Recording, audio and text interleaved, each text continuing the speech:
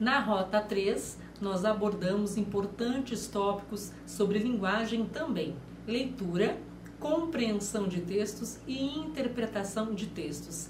Infelizmente, as pessoas fazem uma certa confusão, né? As pessoas estão habituadas a dizerem que os jovens não leem, não sabem ler ou que não sabem interpretar.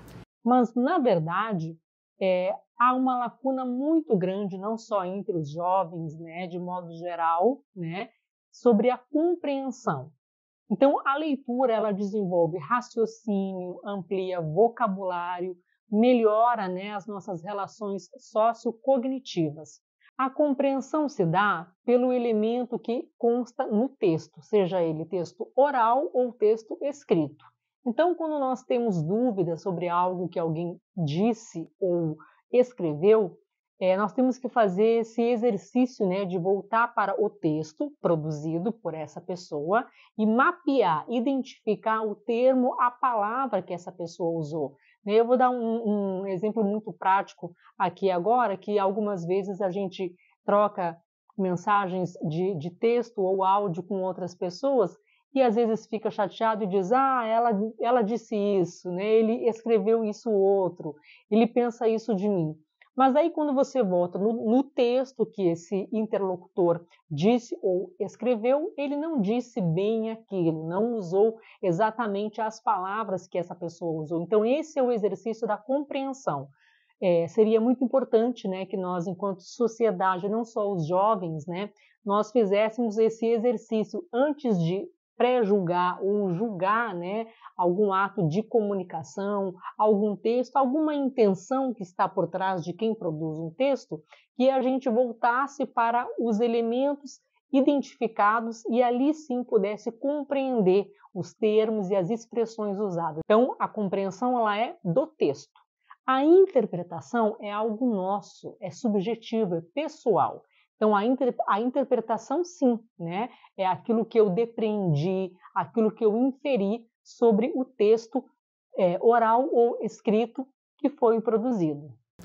Para que a gente consiga uma compreensão leitora adequada dos textos que nós produzimos hoje, né? Seja pelas redes sociais, seja por WhatsApp, mensagens escritas, áudio, enfim, para que a gente consiga compreender e interpretar os textos, né, que circulam por aí adequadamente, algumas perguntas são importantes sempre que a gente se depara, né, com textos produzidos por outras pessoas. Então, pensar prioritariamente sobre o que trata esse texto, qual é o assunto dele. Então, que eu consiga, por meio de um título, caso tenha, né, ou de um mapeamento de palavras-chave, identificar a temática, o assunto que está sendo tratado ali, né? Quem é o autor desse texto? Que pessoa que produziu esse texto? E aí nisso eu já consigo pensar, se essa pessoa produziu esse texto, se foi para mim ou se foi de modo amplo, geral, né? Com que intenção ela fez isso? Lembrando que nós temos intenções comunicativas, né? A gente não fala muito sobre isso, não discute isso, mas sim, todo mundo que produz um texto, todo mundo que manda alguma mensagem tem uma intenção, né, com uma outra pessoa, enfim, tem algum desejo de comunicar algo. Qual é o meio de veiculação, né? Esse texto ele veiculou em WhatsApp, grupos, em redes sociais, em canais oficiais, em sites de pesquisa, né? Em sites acadêmicos. Então isso nos ajuda a identificar textos inverídicos, né? Fake news, mentiras que são infelizmente muito propagadas hoje em dia. Então identificar a fonte, de onde esse texto saiu, onde ele está veiculando, nos ajuda a mapear quem, com que intenção pode ter produzido uma mentira então. Outro aspecto muito importante é pensar sobre o gênero de texto que foi produzido. Que texto é esse? É uma carta aberta? A carta aberta, por exemplo, é um gênero de texto que tem uma intenção comunicativa de uma denúncia, de uma solicitação, de um apelo, né, de um grito, né? Ela pode ser escrita por uma só pessoa ou por um grupo, né?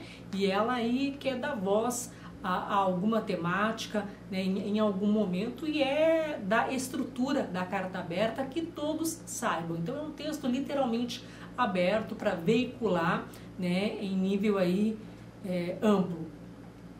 Outra questão importante para pensar: se é uma carta aberta, é um artigo de opinião, é um resumo, né, é uma resenha, é uma síntese, por exemplo, o propósito. Que propósito tem uma carta aberta? Que propósito tem a redação do Enem?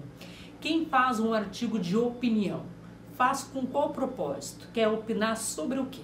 Então essas perguntas, né, sociocognitivamente, elas nos ajudam a identificar pistas textuais para nos levar a uma compreensão mais adequada dos textos que a gente encontra por aí. E por último, e não menos importante, temos que pensar assim: para quem é esse texto? Né? Essa mensagem, esse texto, esse áudio, ele foi destinado para quem? Pensado para quem? Essas questões nos ajudam, né, a ter uma compreensão adequada, e aí a gente consegue chegar numa interpretação de textos sem julgamentos.